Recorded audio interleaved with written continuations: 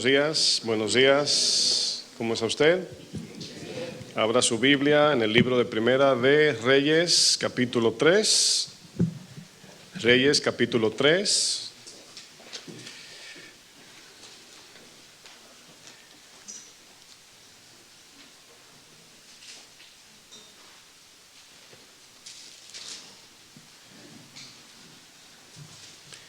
Vamos a continuar con la serie de los domingos. Estamos en la recta final de esta serie. Quedan pocos temas ya, así como decía el pastor Antonio, ¿no? Ya el año se está yendo y quiero compartir un tema antes de entrar en el tema. Nada más quiero que usted abra su Biblia ahí en Primera Reyes 3. Vamos a estar leyendo desde el verso 7 y nada más vamos a hacer una pequeña oración. Vamos a pedirle a nuestro Dios que prepare nuestro corazón. Pedirle también que nos hable a través de su palabra. Amén. Bendito Dios, te pido, mi buen Dios, que así, mi Dios, nos hizo un tiempo de alabanza tan maravilloso, Señor. Te adoramos, Padre, te bendecimos, exaltamos tu maravilloso nombre, Señor. Este es el momento ahora de recibir tu palabra. Te pido, Señor, sabiduría, gracia, la asistencia de tu Espíritu, Señor, que tu palabra llegue a cada uno de los corazones que nos ven por internet, en las plataformas de las redes sociales, también los que están aquí, Señor. Y como tu palabra dice, tu palabra no retorna vacía, Señor. Pero también se requiere de un corazón dispuesto, humilde, abierto a tu palabra. Y te pido, Señor, que ese sea el propósito, mi Dios, que seamos humildes al escuchar en el nombre de Jesús. Amén. Bueno, quiero en esta serie, como bien decía, de los domingos, quiero compartir un tema que se va a titular Corazón entendido. ¿Cómo se llama el tema? Corazón entendido. Vamos a leer este texto acerca de la vida de Salomón, Primera de Reyes 3, verso 7. Dice, iniciando en el verso 7, dice: ahora pues, Jehová Dios mío, tú me has puesto a mí tu siervo, fíjense la actitud de un rey, a mí tu siervo, por rey en lugar de David mi padre. Dice, y yo soy joven y no sé cómo entrar ni salir. Dice el verso 8, y tu siervo está en medio de tu pueblo al cual tú escogiste, un pueblo grande que no se puede contar ni numerar por su multitud. Da pues a tu siervo, ¿qué dice? Corazón entendido para juzgar. El para es el propósito porque está pidiendo corazón entendido para juzgar a tu pueblo y para discernir entre lo bueno y lo malo, porque ¿quién podrá gobernar tu pueblo tan grande? Y finalmente dice en el verso 10, muy importante, y agradó delante del Señor que Salomón pidiese esto. ¿Cuántos le piden al Señor corazón entendido? Amén. Bueno, quizás nosotros, ¿verdad?, no somos reyes, así como Salomón, quien le pidió a Dios un corazón entendido. El rey Salomón pidió corazón entendido para juzgar bien y tener discernimiento entre lo bueno y lo malo. Aunque quizás no estamos pidiendo corazón entendido, ¿verdad?, para reinar. Sin embargo, el principio, hermanos, de pedir un corazón entendido es aplicable para toda la vida cristiana. Pedirle a Dios un corazón entendido es algo que todos debemos, como hijos de Dios, pedirle a nuestro Dios, orar a nuestro Dios y buscar el entendimiento o buscar vamos a decir, inclinar nuestro corazón para obtener un corazón entendido. La palabra entendido que se encuentra en este texto que acabamos de leer, esa palabra entendido, es una palabra hebrea, ¿verdad? Por cuanto se encuentra en el Antiguo Testamento este texto, es una palabra hebrea en su original y muchos de ustedes conocen esta palabra hebrea, incluso es una palabra muy conocida porque los judíos a diario pues la oran por lo menos 2 veces al día. Fíjense, la palabra entendido en hebreo es la palabra, ¿están listos para la escuela de hebreos? Shama. ¿Cómo se dice? Bueno, según los expertos, ¿verdad?, el cual yo no soy uno, dicen que la pronunciación es Shma. ¿Cómo es? Shama. Bueno, ya sabe hablar de hebreo ya.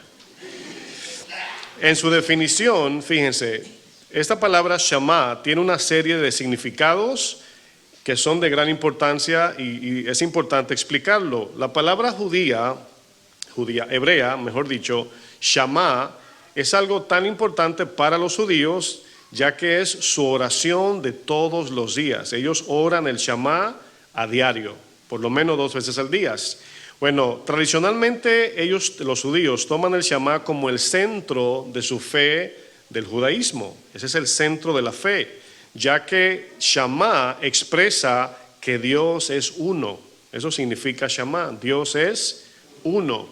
Ahora, yo quiero que usted ponga atención porque al decir Dios es uno, hay una implicación tanto para el mundo, pero inicialmente para nosotros, que Dios es uno, ¿verdad?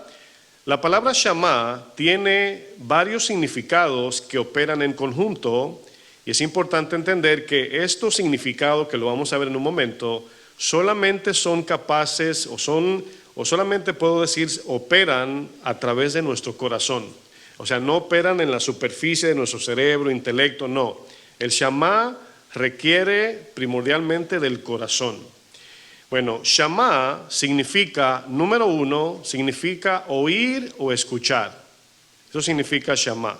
Pero vamos aquí a ver qué tipo de oír y escuchar. Usted reconoce y acuerda lo que dice la Biblia, el que tiene oídos para oír. Bueno, el Señor le estaba recordando el Shama a los que le oían. Significado número 2, la palabra Shama también significa estar atentos a la voz o a la palabra de Dios. Ahora, ¿cuántos están atentos a la palabra de Dios? Amén. Ahora, escuche esto. Oír la palabra de Dios, escucharla, como en este caso, pues todos tenemos oídos y de manera involuntaria hay que oír. Si usted, aunque se tape los oídos, de alguna manera el sonido entra, ¿no? Pero poner atención requiere del corazón, del interés, del deseo, de la intención. Y ya solamente no es oír. Por eso Jesús habla de la parábola del sembrador, que habían 4 tipos de corazones. Los 4 oían, pero los 4 no pusieron atención según esta definición. La definición número 3 para Shama es entender y discernir. Fíjense, entender y discernir. Significa que cuando escuchamos a Dios con el corazón dispuestos para obedecer, Dios nos da ¿qué? El entendimiento. Ahora, ¿cuándo se acuerdan de Lidia?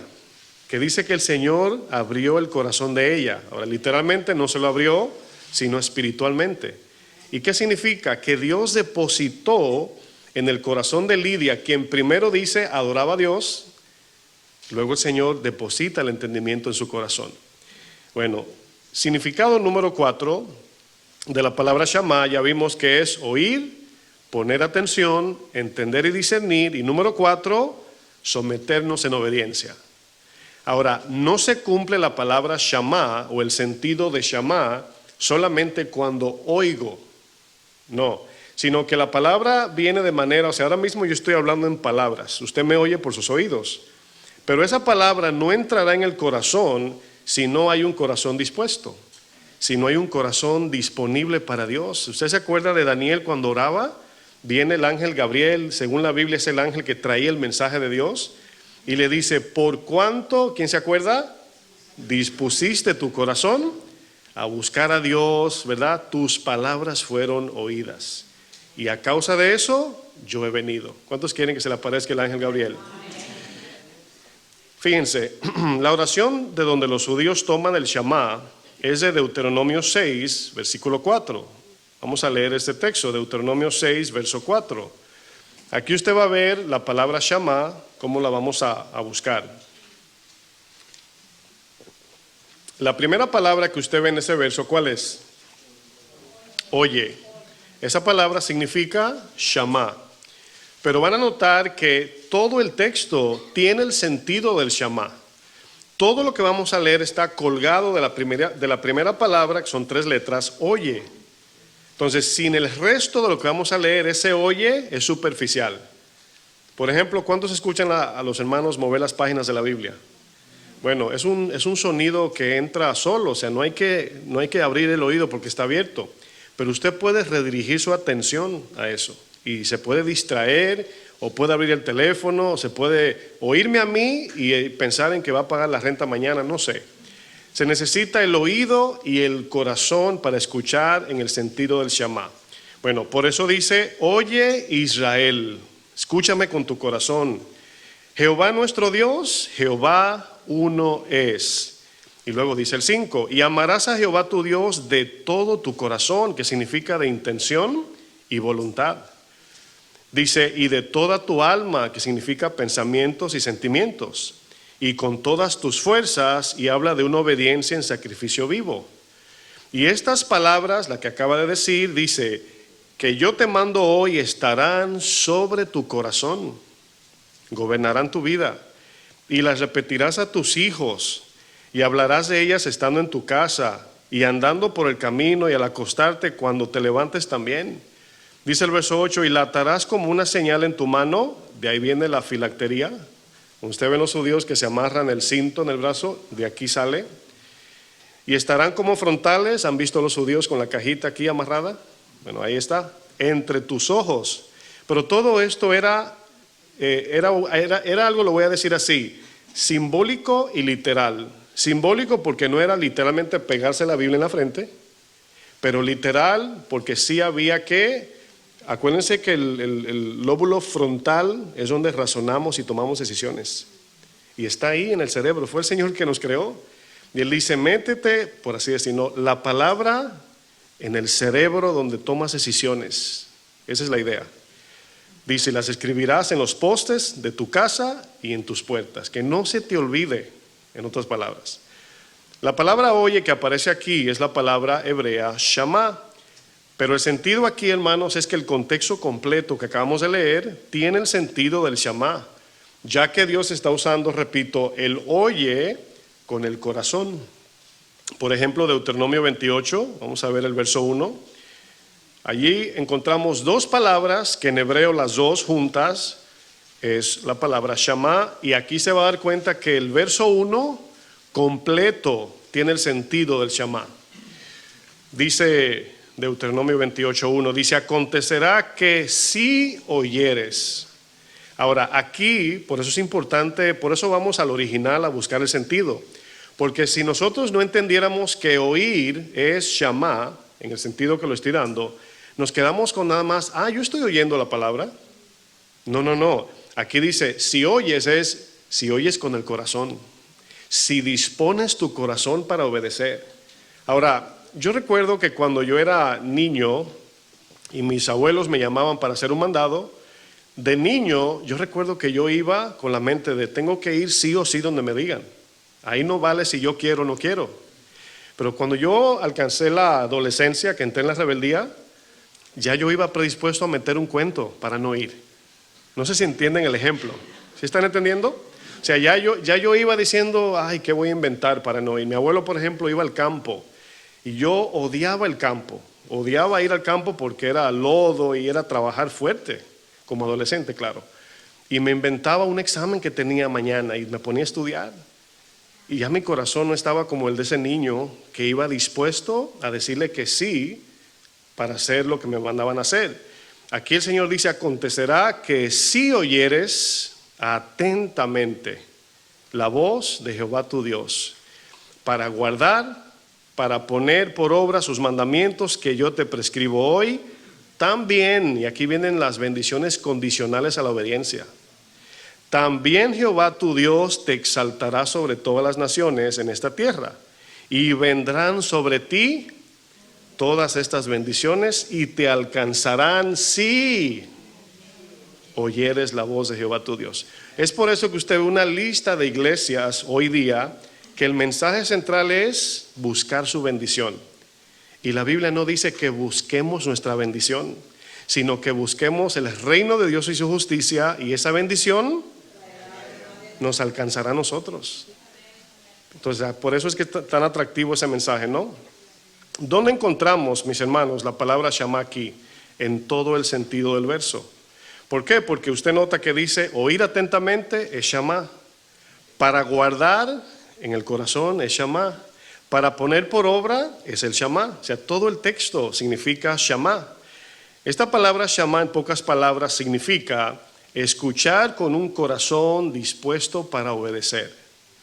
Es como cuando un soldado se presenta frente a su superior y el soldado no está diciendo, a ver qué me va a decir, porque tengo que saber primero. No, ya se metió a la milicia, dejó su familia atrás y se dedicó como soldado a obedecer las órdenes de su superior, diga lo que diga.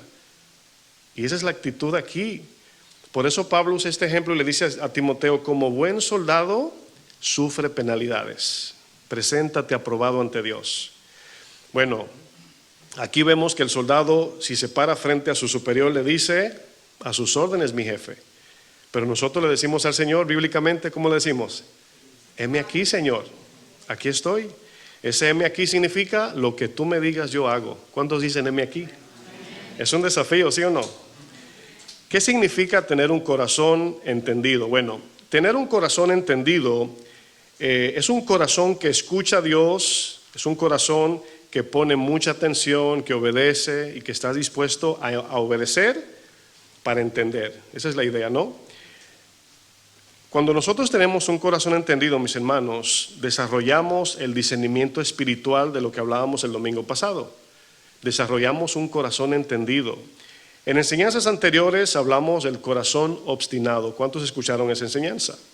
Allí usamos el ejemplo de un rey terco y obstinado llamado... ¿No se acuerdan? Dijeron que vieron la enseñanza y ahora no se acuerdan del rey. ¿Cuál es el rey obstinado de la Biblia? Que no hizo la voluntad de Dios. Ya. Cayeron en cuenta, ¿verdad? Dice, pastor, es que hay muchos desobedientes en la Biblia. Fíjense, este Saúl, mis hermanos, era un rey necio, insensato hacia las cosas de Dios. Por eso Dios lo rechazó, lo destronó como rey y por esa razón, al Saúl no tener un corazón entendido, el Señor le dice, yo he establecido a uno mejor que tú, a uno que sí tenía corazón entendido. ¿Ese cómo se llama? David, exactamente. Bueno, a causa de que este rey Saúl desobedeció, rechazó la palabra de Dios, Dios lo destrona, pero antes de destronarlo hubo una confrontación por el profeta Samuel, 1 Samuel 15:22. Usted conoce la historia, ¿no? Mandan a Saúl a terminar con los amalecitas. Saúl hace lo que él quiere, ¿verdad? Termina haciendo su propia voluntad. Y Samuel el profeta lo confronta y le dice, Samuel dijo, ¿se complace Jehová tanto en los holocaustos y víctimas? O sea, en que hagamos grandes sacrificios para Dios, como en que se obedezca las palabras de Jehová. Ciertamente el obedecer, Shama, número 1, vean un Shama ahí, es mejor que los sacrificios. Y el prestar atención, ¿qué significa en hebreo? Shama otra vez, o sea, es decir, obedecer, pero pon atención. ¿Para qué? Para que hagas conforme Dios te dice. Dice, es más importante poner atención que la grosura de carneros, es decir, la mejor ofrenda. Porque como pecado de adivinación es la rebelión y como ídolos e idolatría, la obstinación. Dice, por cuanto desechaste la palabra de Jehová, Él también te ha desechado para que no seas rey. Bueno, usted se pone en el lugar de Saúl si es desobediente, y lo que sea que Dios promete en su Biblia, en su palabra, pues no se cumple por desobediencia. Lo más impresionante, porque mencionamos 2 Shama en esta porción bíblica. ¿Sí notaron? Obedecer y poner atención. Cuando yo miré este texto y lo vi en hebreo, incluso aparecen 3 Shama, y usted a lo mejor se sorprenda con el tercero. El nombre Samuel se escribe Shamael y significa el que obedece a Dios. Tremendo, ¿no? Samuel era un Shama él mismo, en el sentido de un hombre obediente. ¿Y cómo era el profeta Samuel? Tremendo profeta, ¿no? El hijo de Ana. Bueno, si yo pregunto a la iglesia, ¿cuántos quieren tener corazón entendido? Sin duda, todos dirían amén. Sin embargo, el desafío es que no podemos tener corazón entendido si no tenemos un corazón Shama. Aprender a escuchar con un corazón sensible, obediente, para lograr ese entendimiento de Dios. Sin obediencia no hay Shama, sin obediencia no hay corazón entendido. Ese es el desafío, esa es la condición. Bueno, a la petición de Salomón de pedir un corazón entendido, hermanos, se entiende que aún en su oración de lo que pide es de un corazón entendido. que ya venía desarrollando, ¿gracias a quién? A su papá, que lo instruyó, claro, gracias a Dios, pero David lo instruyó, lo aconsejó, lo preparó, lo crió bien. A lo mejor muchos de manera bromeando y en serio, dicen, le voy a pedir a Dios sabiduría para que me dé riquezas. Y se creen listos, ¿verdad? Creen que Dios se le va a escapar y dice, ay, me engañaron, ¿verdad?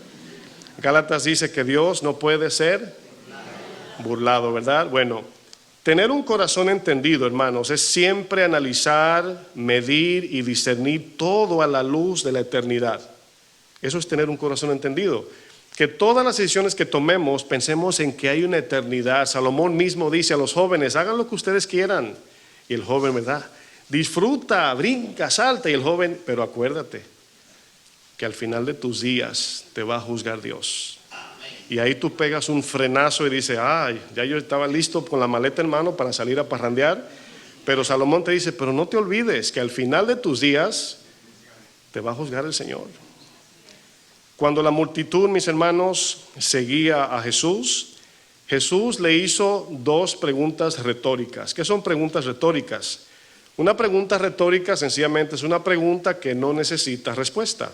Así de sencillo. En Lucas 14:25, aquí vamos a hacer un análisis en este texto que voy a tomar. Dice Lucas 14:25. Dice, grandes multitudes iban con él. ¿Cuántos le gustan la multitud? Bueno, sabemos que el gentío puede aparentar muchas cosas, ¿no? A mí me da es irónico para decirlo mejor, ¿no? Cuando aquí hacen protesta en algún lugar y usted ve miles de personas protestando con un letrero. Y si son 1000 personas, 998 entienden lo que están haciendo. ¿Por qué protestan? Dice, no, háblate con el que está allá adelante, él es el que sabe. Ni saben por qué están ahí.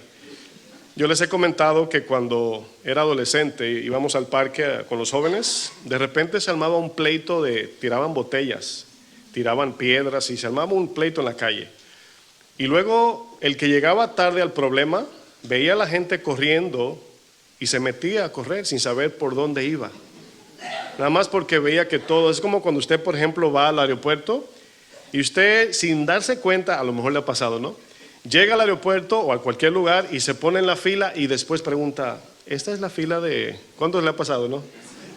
Después de un rato preguntan, ay, no es aquí, porque la multitud jala gente. Bueno, esta multitud dice que volviéndose Jesús, entiende que iban caminando, se detiene, se voltea, les dice, si alguno viene a mí y no aborrece a su padre, a su madre, mujer, hijos, hermanos, hermanas, aún su propia vida, dice, no puede ser mi discípulo.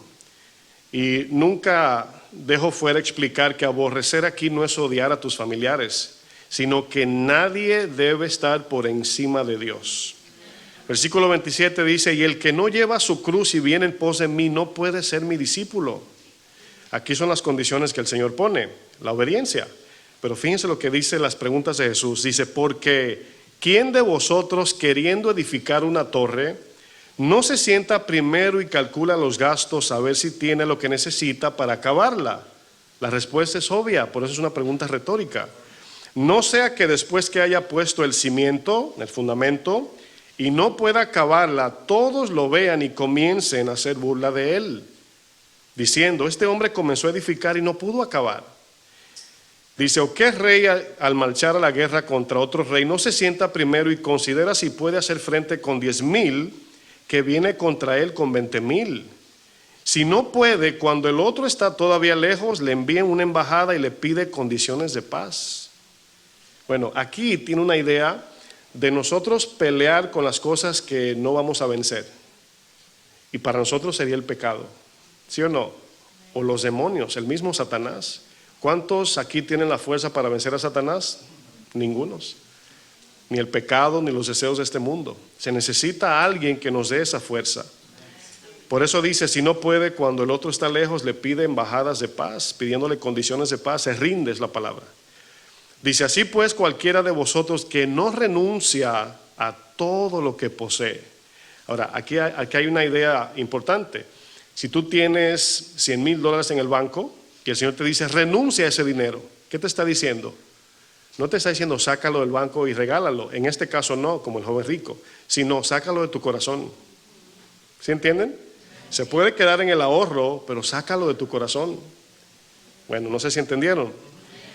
Dice, el que no renuncia a todo lo que posee no puede ser mi discípulo. Y Jesús no dice, se le va a hacer difícil, se le va a complicar. No dice eso. Dice, no puede, es la condición. Jesús hace preguntas aquí de dos cosas. ¿Quién que edifica una torre primero no calcula? ¿O quién que va a guerra no mide y calcula si puede hacerle frente al enemigo? Y la respuesta es obvia. ¿Por qué? Porque las preguntas aquí demandan entendimiento. Entendimiento. Miren, la analogía de Jesús acerca de una torre o de ir a guerra, de edificar una torre o de ir a guerra, bueno, esto le traía sin duda buenos y malos recuerdos a los israelitas. Cuando usted habla con un judío hoy y usted dice guerra, no es como cuando nos dicen guerra a nosotros. ¿Cuántos de ustedes crecieron en una cultura que en cualquier momento viendo televisión le puede caer un misil en su edificio?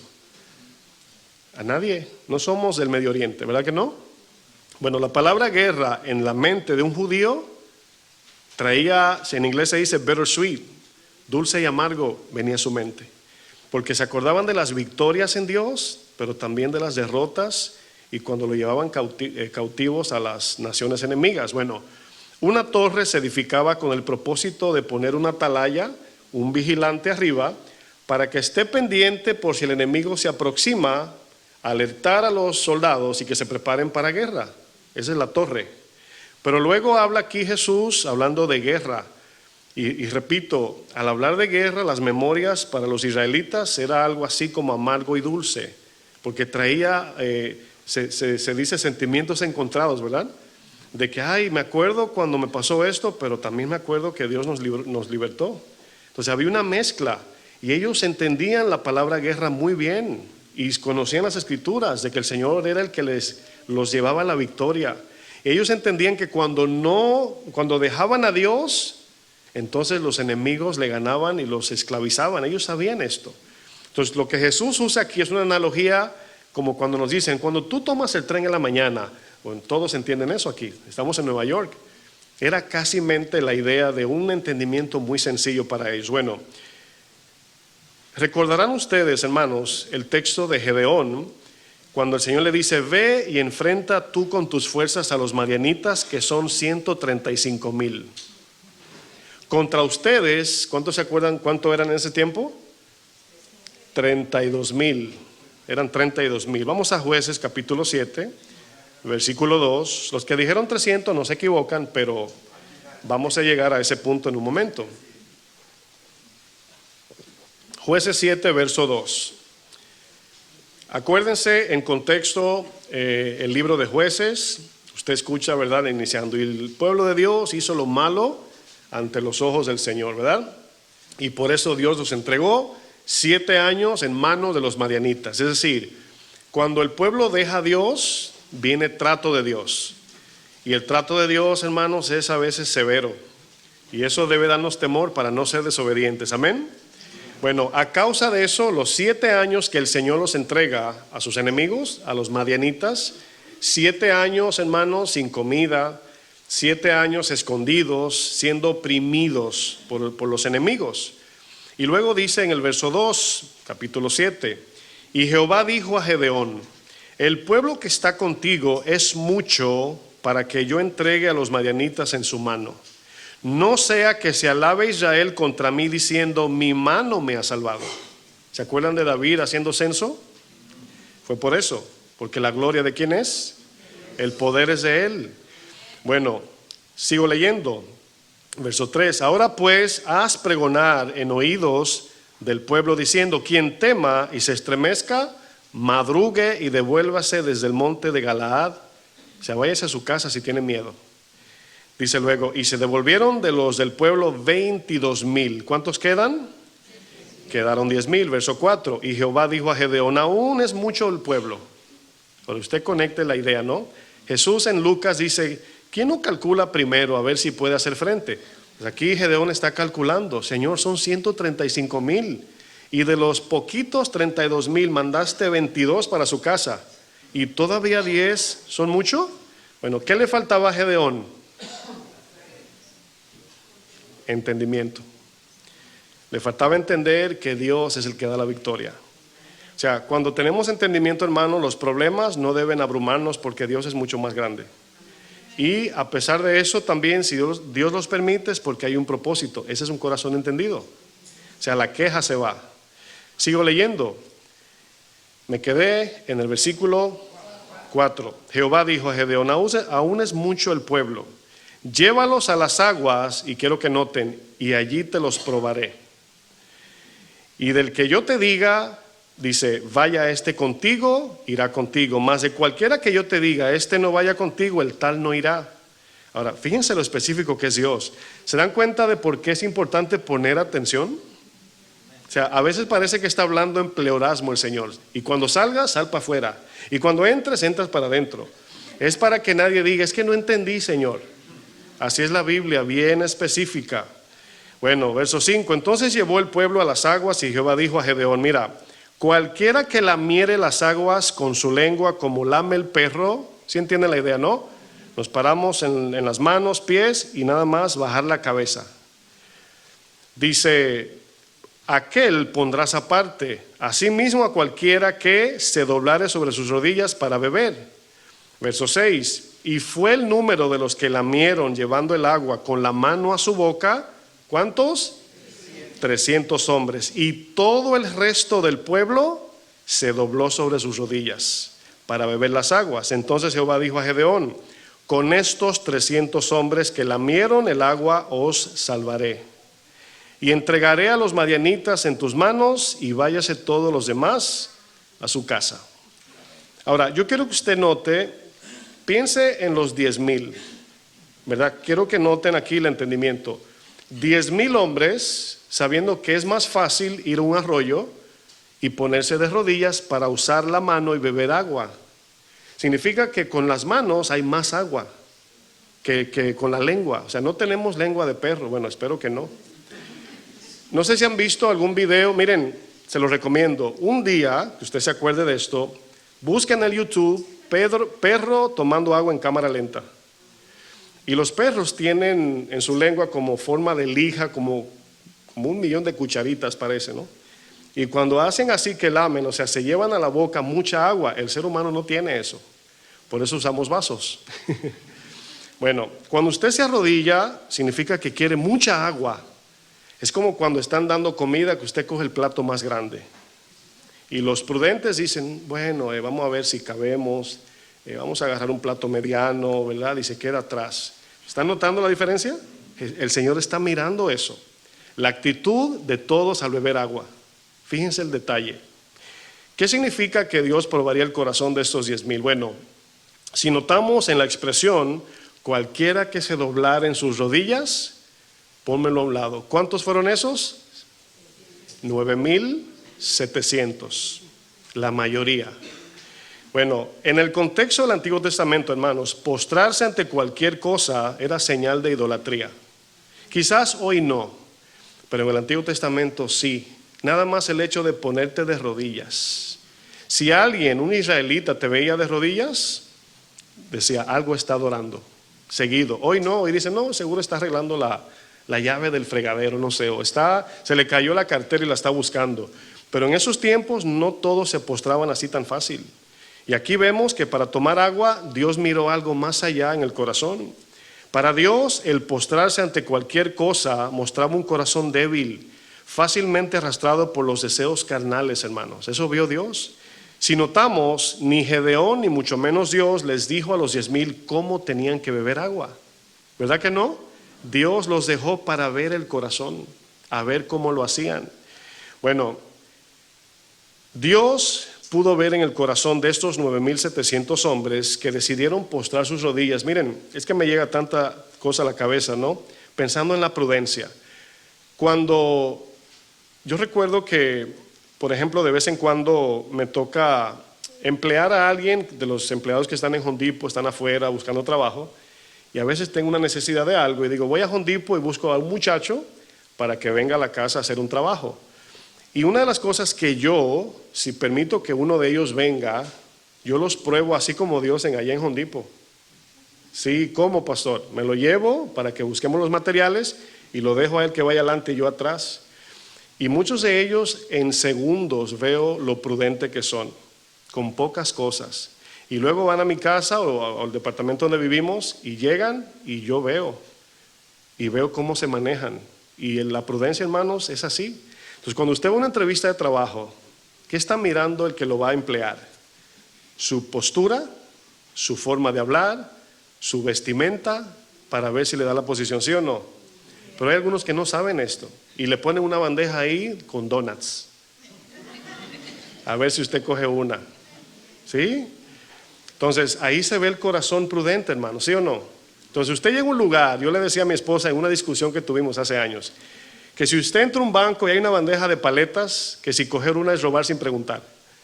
O sea, sin preguntar y usted agarra una, bueno, no es robar porque está en lo público, ¿no? Pero, ¿qué es lo prudente? Preguntarle al cajero, ¿puedo tomar una? ¿Sí o no? Bueno, Dios ve eso en nosotros, esos detalles. Así despidió el Señor 9,700 hombres a su casa. Estos no van. Bueno, el corazón entendido tiene como característica, hermanos, un carácter sabio, prudente y refleja un carácter templado y con dominio propio. Dice aquí, hermanos, que Dios le dice a Gedeón, llévalos a las aguas para probar sus corazones. Si en el momento de saciar su sed, hermanos, si se les olvida que nada más deben postrarse ante el Dios de Abraham, Isaac y Jacob, el Señor le dice, mándalos para su casa. Porque si se le postran a un arroyo, imagínense si van, cuando los mande a la guerra, ¿cómo se van a hacer? Si estos enemigos están llenos de riquezas. ¿Se acuerdan de Acán? Cuando le dice el Señor, no le pongas la mano al anatema. Y de repente llegaron los israelitas con hambre y seguro con necesidad. Venían de Egipto, del desierto.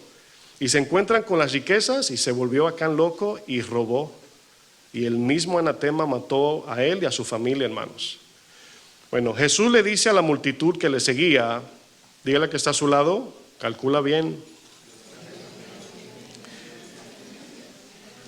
Haz el cálculo con entendimiento. ¿Saben por qué, hermanos? Esa palabra, calcula bien, significa que nuestras decisiones tienen que ser sabias, con entendimiento, porque la vida no termina en esta tierra. Un día estaremos frente al Señor, frente a Dios. Un corazón entendido, hermanos, es aquel que no se deja llevar por el momento. Siempre considera que las cosas tienen implicaciones y consecuencias. El corazón entendido entiende que no hay nada que se le salga del control a Dios. Dios es soberano, porque no pone su confianza en los hombres mortales. Un corazón entendido es aquel que nunca se quita los lentes espirituales. O sea, hay cristianos que le dan a pausa a su vida cristiana. Y en la iglesia le dan a play y saliendo le dan a pausa. No sé si entiende lo que quiero decir. Una de las características del corazón entendido es aquel que inclina su corazón más por las necesidades y bienestar de los demás antes que el suyo propio. El rey Salomón mostró un carácter desprendido y Dios lo vio. Así, miren, si usted tiene 10 hijos y usted quiere repartir chocolates o dinero, ¿a quién usted escoge? ¿Al más egoísta para repartir? ¿Al más orgulloso? ¿Al que roba? No, siempre hay un fiel, dice, no, déjale mejor el dinero a fulano, porque si se lo doy a fulanito, se va a quedar con todo. Bueno, imagínese a Dios escogiendo un rey para su pueblo. ¿Qué vio en Salomón? ¿Le gustó la petición de Salomón? O sea, Dios vio que Salomón estaba interesado en el bienestar de los demás. Es importante esto. Así como el amigo de su papá llamado Jonatán. Impresionante, tremendo hombre Jonatán, mis hermanos, quien era heredero del trono y le dijo a David, su amigo, le dijo, yo me quito y tú eres el rey. ¿Se imagina esa postura, hermanos? Que a ti te toque el trono del rey o la reina, no sé, y que tú por entendimiento del propósito de Dios dices, no, es que yo no soy el llamado, aunque me toca por herencia, no soy yo y me quito.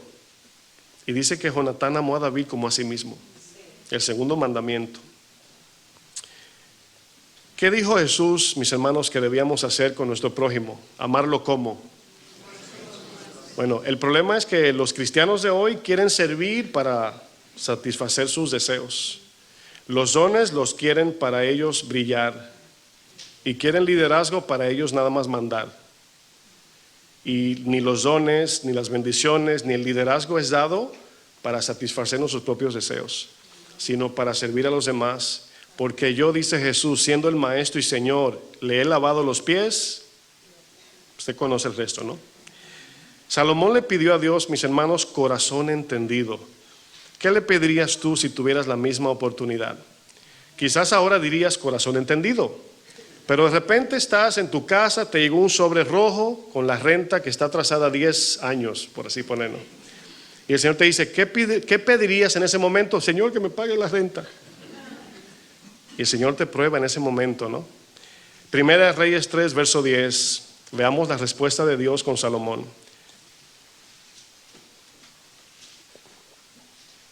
Primera Reyes 3, verso 10 dice, y agradó, es importante esa palabra, y agradó delante del Señor que Salomón pidiese esto. Ahí es donde, cuando decimos, yo quiero agradar a mi Dios, bueno, va a depender también de lo que le pidas en oración. Dice que Salomón pidiese esto, verso 11, y le dijo Dios, porque has demandado esto, y no pediste para ti, repito, y no pediste para ti, repito, y no pediste para ti, que se le quede bien, muchos días, ni pediste para ti riquezas, ni pediste la vida de tus enemigos, sino que demandaste para ti inteligencia para oír juicio. He aquí lo he hecho conforme a tus palabras. He aquí te he dado corazón sabio y entendido, tanto que no ha habido antes de ti otro como tú, ni después de ti se levantará otro como tú. Y aún también te he dado las cosas que no pediste, dice Dios en su corazón, que yo sé que necesitas. Dice, te he dado riquezas, gloria, de tal manera que entre los reyes ninguno haya como tú en todos tus días. Y si anduvieres, aquí viene la condición, y si anduvieres en mis caminos, guardando, aquí viene el Shama, guardando mis estatutos, mis mandamientos, como anduvo tu padre David, yo te daré larga vida. ¿De qué sirve ser millonario si te dijeron que te vas a morir mañana? Como el rico, dice que acumuló riquezas y le dijeron, hombre sin entendimiento, mañana te vas a morir. No, perdón, esta noche. ¿Quién se va a quedar con lo tuyo? Eso es sin entendimiento, eso es lo necio de la Biblia, hermanos. ¿Cómo era el corazón de Salomón ante Dios? Es la pregunta para imitar eso, ¿no? Salomón tenía un corazón conforme a Dios, hermanos, porque su mayor deseo sobre todas las cosas era agradar a Dios, antes que a sí mismo. Dios le dice a Salomón, no pediste para ti. Es algo tan impresionante porque a veces pensamos que lo más o lo peor del pecado es matar, mentir, robar, pero el efecto del pecado, hermanos, es el egoísmo. Es que naturalmente pensamos en mí y en los míos. O sea, lo mío y los míos. Esa es la idea del pecado. Cristo viene a tu vida y te voltea el corazón y ahora es mi prójimo y Dios. Y de mí se encarga Dios. Fíjense cómo Dios le dice a Salomón, por cuanto te interesaste por lo mío, yo me interesaré por lo tuyo. Fueron las palabras en mi llamado pastoral. Me dijo el Señor, Fleming, tú cuida lo mío y yo cuido de lo tuyo. Tú ocúpate de lo mío, que yo me encargo de ti. ¿A quién le iba a delegar el Señor su pueblo, mis hermanos? A uno que no tenía egoísmo en su corazón. Salomón no tenía el corazón centrado en sí mismo como el rey Saúl, o como el rey Acab, o los demás reyes malignos que no tenían corazón entendido. A Dios le agradó la petición de Salomón, hermanos, le agradó. ¿Por qué? Porque Salomón estaba aquí pensando en el beneficio del pueblo que Dios escogió. O sea, cuando Salomón se le da la oportunidad de escoger, no se centralizó en su vida, dijo, ay Señor, ¿cómo hago para serte fiel? Y ahí le pide corazón entendido. ¿De dónde viene, mis hermanos, el entendimiento que Salomón tenía? Bueno, sabemos que de Dios, pero no olvidemos que hubo una instrucción de su papá David. David, mis hermanos, instruyó a su hijo, por eso David tenía un corazón conforme a Dios. Dios le agradó la petición del rey Salomón porque no demandó nada para su propio beneficio. Ahora, si yo les pregunto, ¿cuáles eran las demandas del rey David? En el Salmo 27:4 dice, una cosa, dice David, he demandado. Pregúntate, mi hermano, ¿cuáles son mis demandas? ¿Qué es lo que le demando a Dios? Porque David dice, una cosa he demandado a Jehová, esta buscaré, que yo esté en la casa de Jehová todos los días. ¿Entienden su presencia? Todos los días de mi vida para contemplar la hermosura de Jehová y para inquirir o examinar en su templo. Impresionante, ¿no? Para Dios, un corazón entendido es aquel que ama lo que Dios ama. Un corazón entendido es aquel que ama la voluntad de Dios y busca agradar a Dios en todo lo que hace. No se enfoca en sus propias necesidades. Dios nos dice, mis hermanos, si tú buscas el reino de Dios y su justicia, lo demás vendrá detrás de ti. Si tú vas detrás de lo demás, el reino de justicia se queda atrás. Y hay cristianos que piensan que tienen que buscar y perseguir su bendición. Y no, mis hermanos, de lo que más debemos de olvidarnos es de eso y preocuparnos por hacer su voluntad. Él se encarga de esa bendición. Él se encarga. ¿Usted no se imagina las veces que uno puede tener un deseo en la mente? De repente tú dices, ay Señor, ay bueno Señor.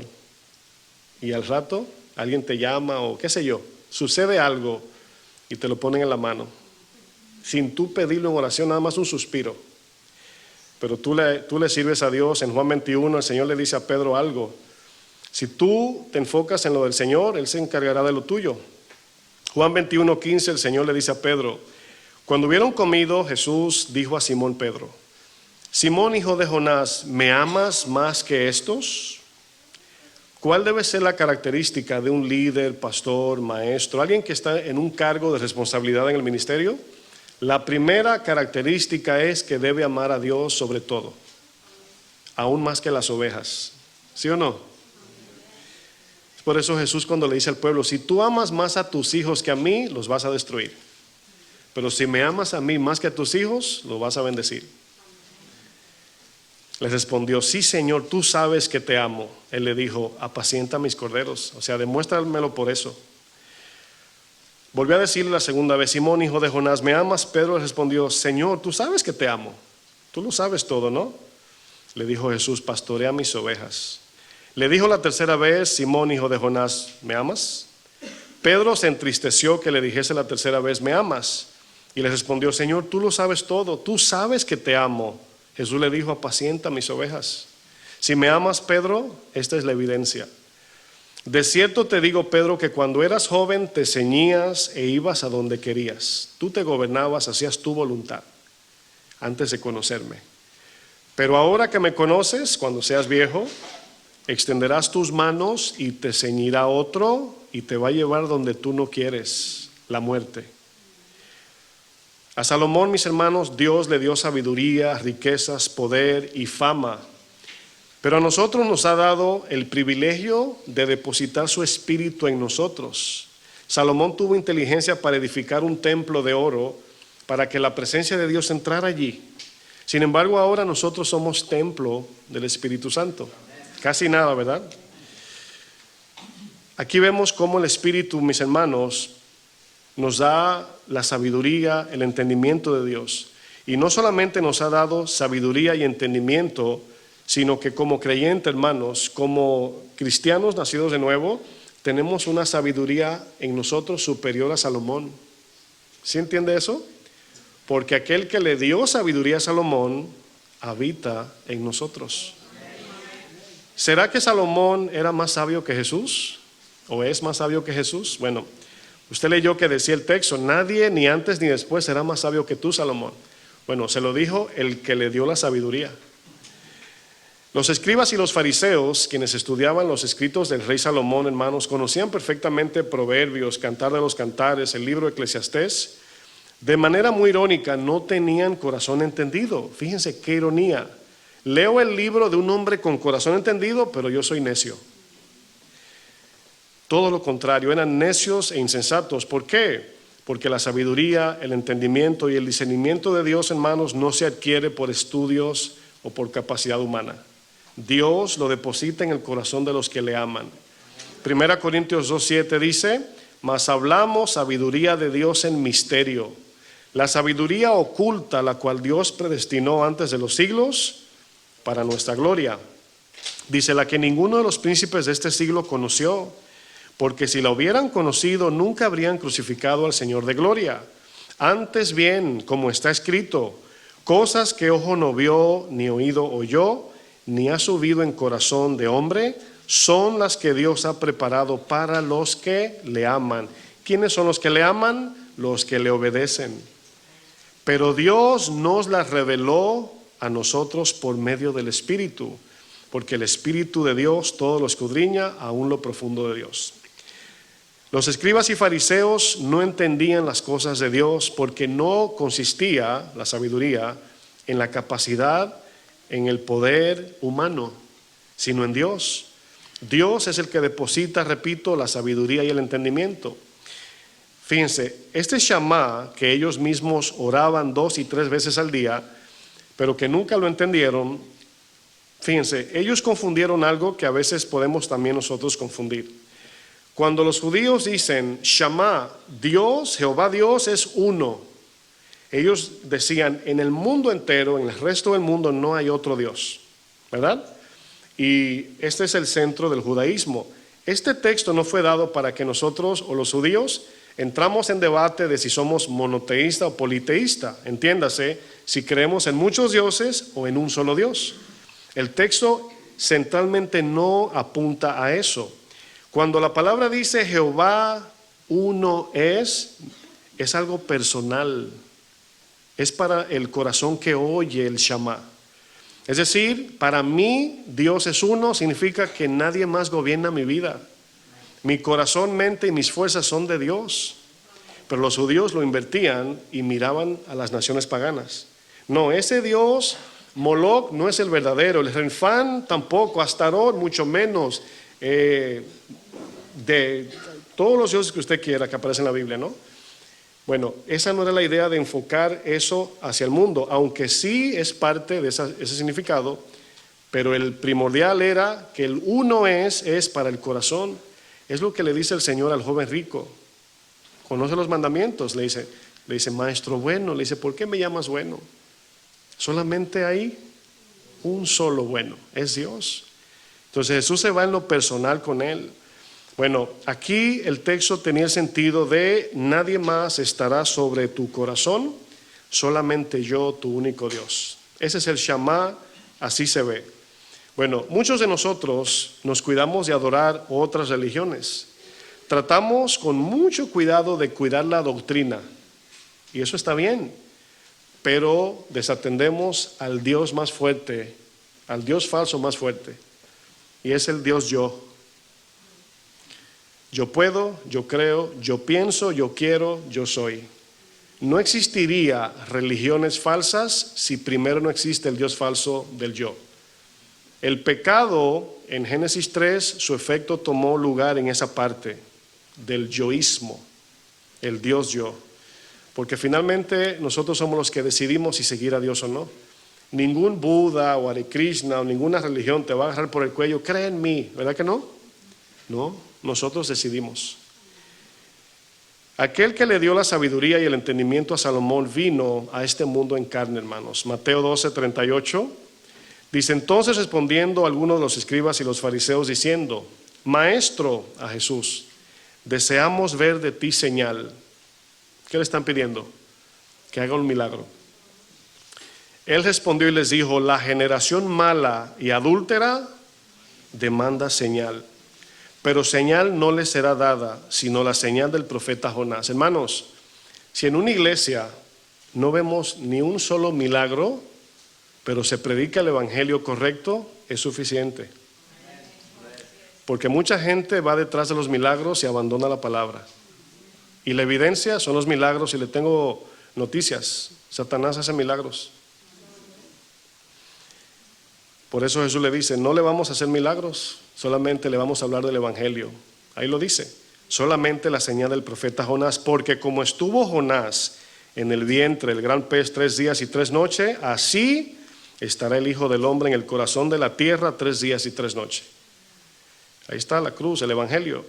Los hombres de Nínive, que no eran judíos, se levantarán en el juicio contra esta generación y la condenará, porque ellos se arrepintieron a la predicación de Jonás, y he aquí más que Jonás en este lugar. La reina del sur, que era otra pagana, se levantará en el juicio con esta generación y la condenará, porque ella vino de los fines de la tierra para oír la sabiduría de Salomón. Y he aquí más que Salomón en este lugar, dice Jesús. ¿Qué vemos aquí, mis hermanos? Aquí podemos ver uno de los peligros más grandes en la iglesia. ¿Cuál es ese problema, hermanos? Los fariseos y los escribas le piden a Jesús que haga más milagros para ellos creer y seguirle. Casi le piden un show de magia para estimular su morbo, ¿no?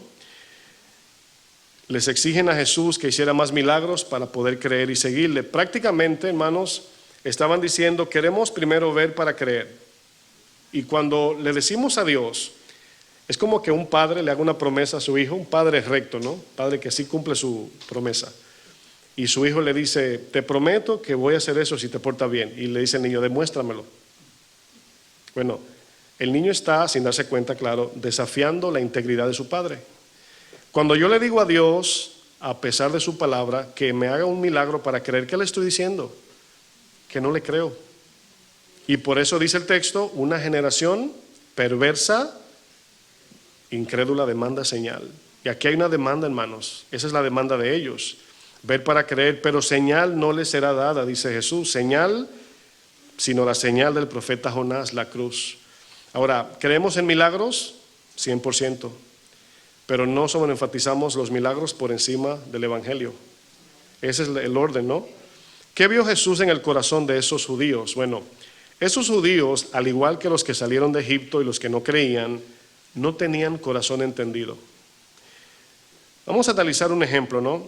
Imagínate que la policía, por usar una ilustración, toma preso a un hombre porque quebrantó la justicia, un prófugo de la justicia, y luego que lo agarran, lo toman preso, lo llevan a la corte y lo paran delante del juez.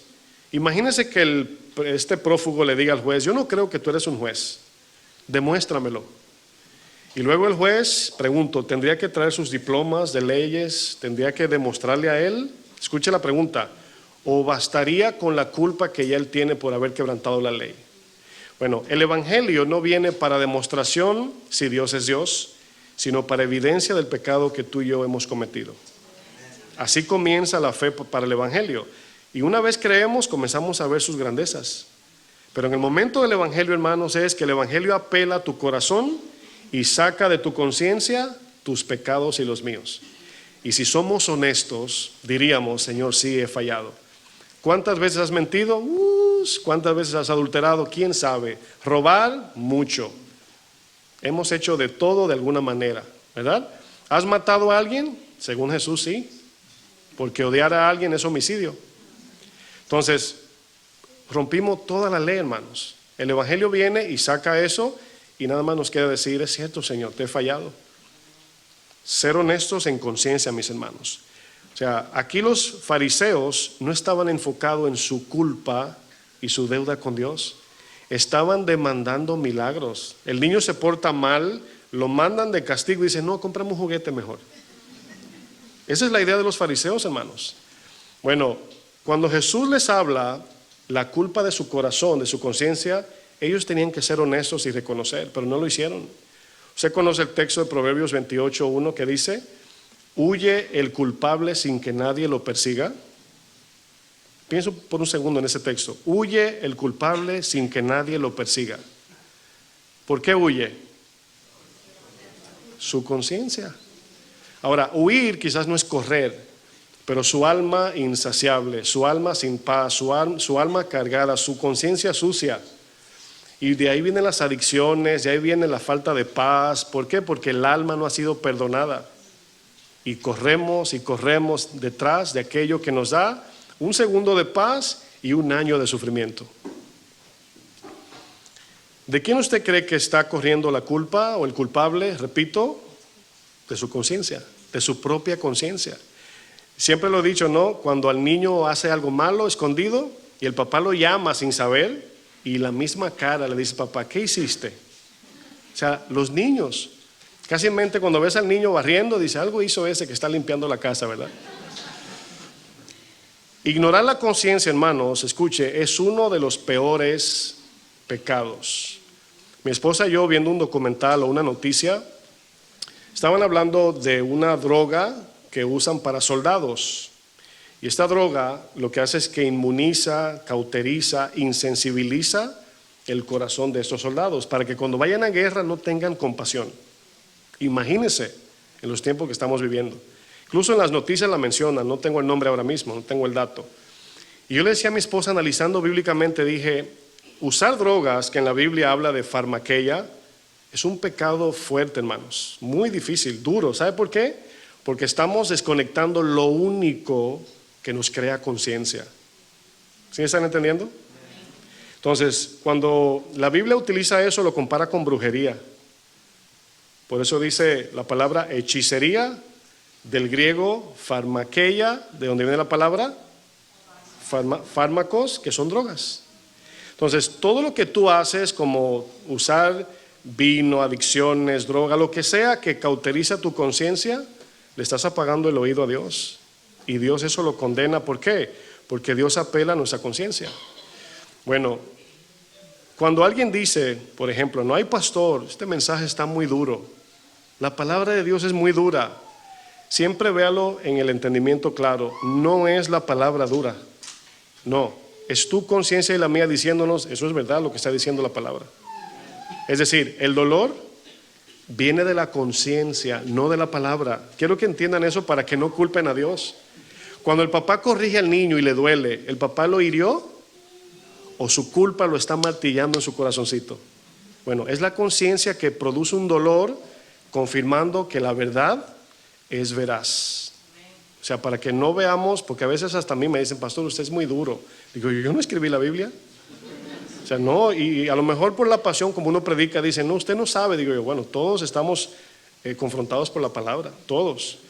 Bueno, es importante, mis hermanos, distinguir esas cosas. Bueno, Efesios 4:17, quiero terminar.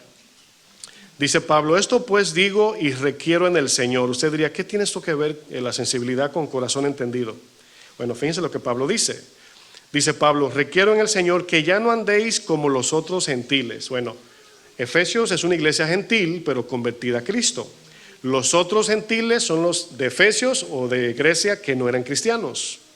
Dice que andan en la vanidad de su mente. Significa en un pensamiento enfocado en lo terrenal. Verso 18, teniendo el entendimiento entenebrecido. No tienen entendimiento, no tienen corazón entendido. Ajenos de la vida de Dios por la ignorancia que en ellos hay. Pero la ignorancia, dice el texto, que es por la dureza de su corazón.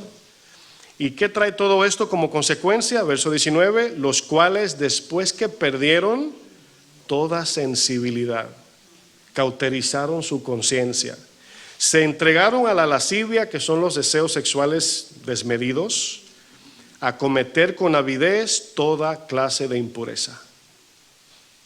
¿Sí están captando? Cuando los fariseos veían a Jesús, hermanos, con verlo se ofendían, nada más con mirarlo. ¿Por qué? Porque Jesús era la verdad. Jesús era el espejo y me imagino que sus conciencias brincaban, porque la conciencia tiene la ley de Dios escrita y la conciencia responde a la verdad. Me imagino veían a Jesús, la conciencia comenzaba del corazón, tum, tum, tum, tum, y ellos seguidos se enojaban. En Juan 8:3 dice, entonces los escribas y los fariseos le trajeron una mujer sorprendida en el adulterio.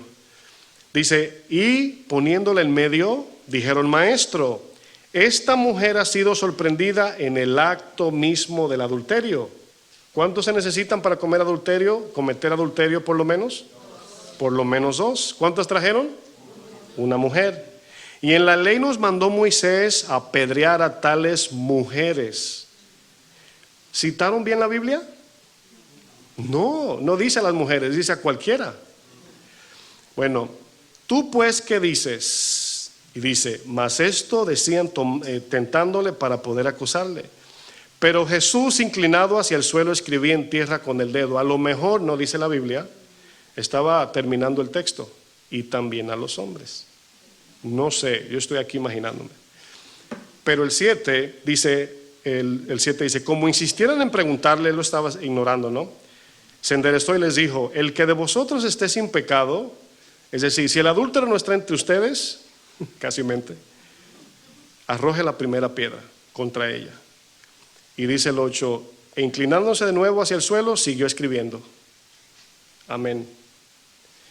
Pero ellos al oír esto, lean conmigo, acusados por su conciencia, salían uno a uno, comenzando desde el más viejo hasta el postrero, y quedó solo Jesús y la mujer. Bueno, Jesús no tenía conciencia sucia, la mujer fue perdonada, se fueron todos los que no quisieron admitir. Bueno, cuando la palabra es expuesta, mis hermanos, escúchame bien, la palabra va directo a nuestro pecado, a la conciencia. Y es entendido, es decir, Dios me está hablando a mí, no a mi esposa, no a mi esposo, a mis hijos, no a mí. Y yo necesito corregir. Eso es corazón entendido. Agarrar lo que me dio el Señor a mí, mi parte, porque todos tenemos oídos. A veces creemos que me casé con mi esposa y yo estoy oyendo por ella, porque ella tiene oídos, pero no oye. No, la palabra es, diga conmigo, para mí. Romanos 2:14, quiero leer unos textos para concluir, ¿no? Dice, cuando los gentiles no tienen ley, la ley de Moisés, dice, hacen por naturaleza lo que es de la ley. Esto es, aunque no tengan ley, son ley para sí mismo. ¿Cómo es esto? Dice, mostrando la obra de la ley escrita en sus corazones, dando testimonio su conciencia y acusándoles o defendiéndoles su razonamiento. Tu conciencia te dice si estás bien o mal. Si tú la ignoras, es doble pecado. Dice, en el día que Dios juzgará por Jesucristo los secretos de los hombres, conforme a mi evangelio. Hermanos, escúcheme bien porque es importante, esta porción final es muy importante. Hay dos tipos de secretos que el hombre, el ser humano guarda. Número uno, el que esconde la mentira, ese es Acán. ¿Sí se acuerdan de Acán? Acán escondió la mentira. Y número dos, los que esconden la verdad. Ese es Agripa. ¿Sí entendieron? Bueno, el corazón entendido no esconde su pecado, ni mucho menos niega la verdad. Ahora, podemos cometer pecado aún teniendo corazón entendido. Es lo que hacemos en el error, hermanos, que Dios mira. Si te arrepientes, si reconoces, si recibes la verdad. Usted sabe cuando los discípulos, ¿verdad? O mejor dicho, Jesús le dice a Pablo, dura cosa te es dar cosas contra el aguijón. ¿Entiendes esa frase? O sea, ¿cómo vas a pelear contra Dios? ¿Cómo vas a pelear con el que te hizo el puño y te dio fuerzas para moverlo? Eso es dar cosas contra el aguijón. Entonces, cuando pensamos que nos podemos escapar de Dios, hermanos, es de necios, no es de entendidos eso. Cuando tú te escondes para pecar, eso es de necios. Dios te está mirando, no importa dónde lo hagas. Por eso es que hay que confesar. ¿Qué le faltaba a Job, mis hermanos? Porque Job tenía un pensamiento a través de todo el libro de Job. Job decía, ¿por qué estoy sufriendo si soy un hombre justo? Ese es el argumento del libro de Job. ¿Por qué sufro si no soy malo?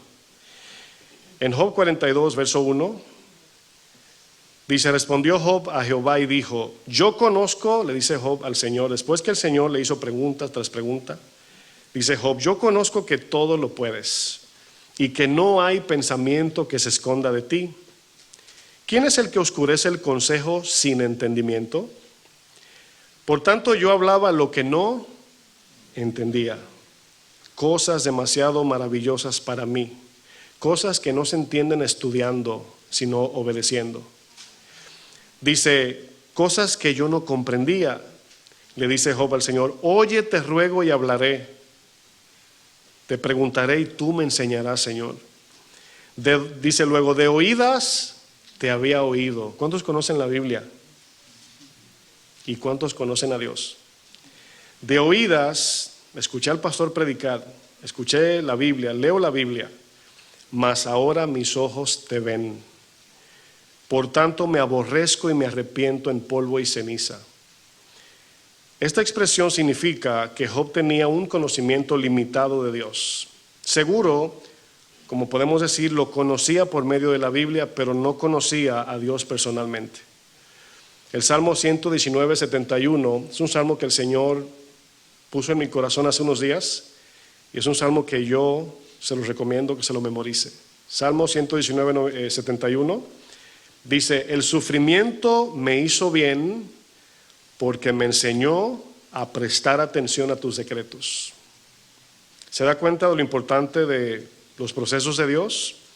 Bueno, el corazón entendido, hermanos, entiende muy bien lo que Romanos 8:28 dice, que todas las cosas, tanto buenas y malas, obrarán para bien según el Dios soberano, no nosotros. El corazón entendido entiende que cuando le va bien en este mundo, es con un propósito eterno y soberano.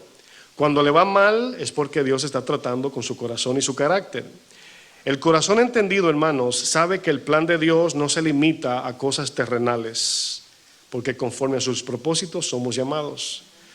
El centurión era un hombre entendido cuando le dijo a Jesús: yo también tengo autoridad.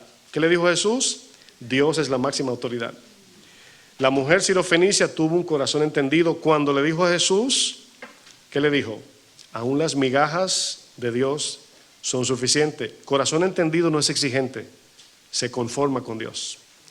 La mujer del flujo de sangre tuvo entendimiento cuando dijo: si solo toco el borde de su manto, ella dijo: voy a tocar al Todopoderoso. La fe, hermanos, practicada trae entendimiento. El corazón entendido soporta las diversas pruebas con entendimiento. Acuérdense que Santiago dice: sabiendo, entendiendo que la prueba de vuestra fe produce un fruto. El corazón entendido, mis hermanos, no vive para sí. Una de las cosas que pudimos ver en el rey Salomón es que Salomón entendía perfectamente que un rey es alguien que sirve a una nación, no la nación al rey. Por eso Salomón entendía claro que él era el rey, pero él servía al Rey de Reyes y Señor de Señores. El corazón entendido tiene sus convicciones claras, no es arrastrado por doctrinas de moda o por cosas que seducen el alma como cosas atractivas o sensuales. El corazón entendido no intelectualiza las cosas de Dios, o sea, no las trata de entender humanamente, pero mucho menos espiritualiza el pecado. No es malo esto, y la Biblia dice que sí. No trata de entender a Dios por medio de razonamientos humanos, tampoco trata de justificar con la Biblia para darse permiso y hacer cosas que no debe. El corazón entendido no violenta su propia conciencia, es decir, si se siente culpable o inseguro de algo, mejor no hace nada, hasta que Dios le diga lo que debe hacer. Romanos 14:23 dice: pero si tienes dudas acerca de lo que comes o bebes, o en algo en particular, entonces es pecado comerlo, pues no eres fiel a tus convicciones. Si haces algo que crees que está mal, es pecado. Eso es violentar las convicciones. El corazón entendido, hermanos, reconoce su necesidad de Dios en todo. El rey Salomón dijo: Señor, ayúdame, porque yo no sé ni cómo salir ni entrar al palacio. Salomón entendía esto. Ayúdame, Señor, para hacer el bien delante de tus ojos. Quiero que al final, Señor, tú me digas: bien, buen siervo fiel, entra en el gozo de tu Señor. Póngase de pie, por favor.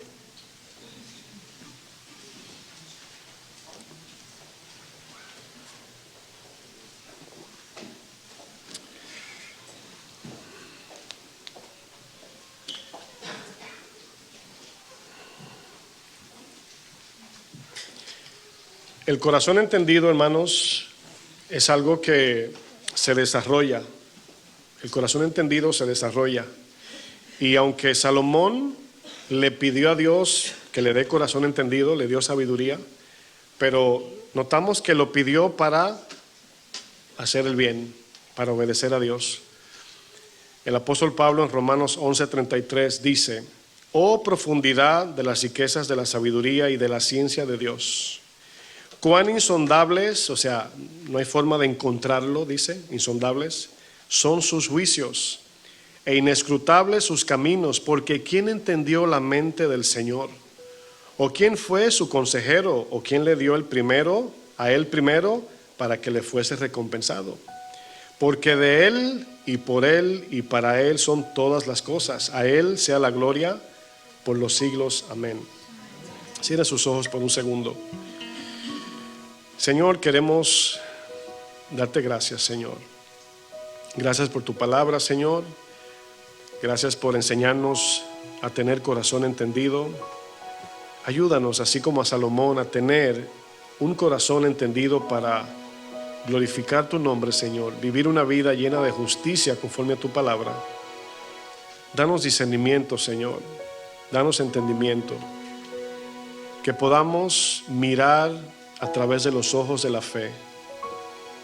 Que no permitamos, Señor, que la realidad de este mundo opaque la verdad de la eternidad, Señor. Ayúdanos cada día a entender, Señor, tus propósitos. Y como hemos aprendido, Señor, por la obediencia cada día, la obediencia cada momento, la oportunidad de escuchar, poner atención a tu palabra, para obedecerla, Señor, cada día podemos adquirir más y más entendimiento, Señor. Gracias por todo, Señor, en el nombre de Jesús. Amén. Y vengo a ti,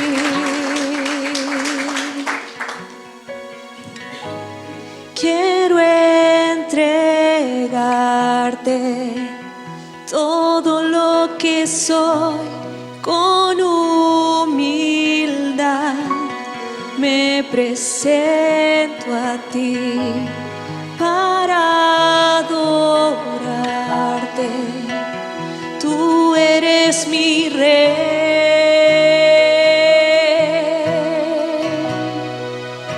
Tú eres mi rey, Señor.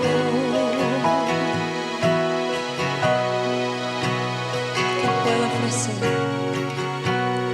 ¿Qué puedo ofrecer delante de ti si eres el creador, el dueño de todo, y me has mostrado lo que pides de mí? Mi corazón,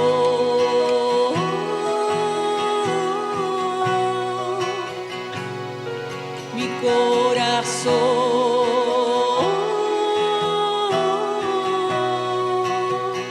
te adoraré, Señor. Te adoraré con todo mi corazón. Quiero ser yo la ofrenda, mi Señor. Toma mi ser y que todo mi vivir en obediencia a ti sea la melodía de adoración, la mejor melodía para ti. Te adoraré, Señor. Te adoraré con todo mi corazón. Quiero ser yo la ofrenda, mi Señor. Toma mi ser y que todo mi vivir en obediencia a ti sea la melodía de adoración, la mejor melodía para ti. Mi corazón,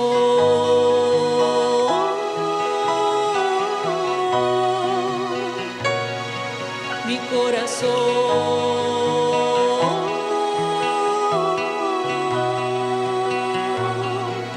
mi corazón,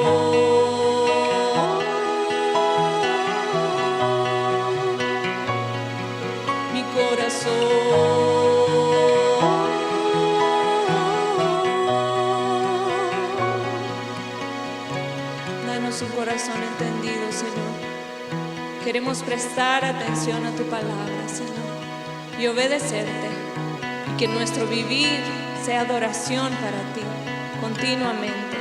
Gracias damos por tu palabra, Señor. Afírmala tú en nuestro corazón, Señor, y que podamos ponerla por obra. Gracias te damos. ¿Cuántos damos gracias al Señor? Amén. Amén. Ayúdanos, Señor.